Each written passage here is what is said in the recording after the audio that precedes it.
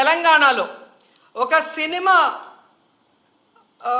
Fan షోకి అల్లు అర్జున్ గారు వస్తే ఆయనకి సంబంధం లేకుండా తోపులాట జరిగినప్పుడు అక్కడ ఒక మహిళ చనిపోతే అల్లు అర్జున్ గారి మీద 105 బిఎన్ఎస్ పెట్టడం జరిగింది. మరి అలాంటప్పుడు ఇక్కడ ప్రతి సంవత్సరం లక్షలాది మంది వస్తారని తెలిసి వాళ్ళకి సేఫ్టీ కల్పించి వాళ్ళకి అన్ని సౌకర్యాలు అందించి వాళ్ళకి టికెట్లు ఇవ్వడానికి క్యూలో ఏర్పాట్లు చేయాల్సిన బాధ్యత ఉన్న చంద్రబాబు నాయుడు గారి నుంచి టీటీడీ చైర్మన్ పాలక మండలి నుంచి కింద స్థాయి ఎస్పీ వరకు మరి అందరూ బాధ్యత వహించాలి కదా.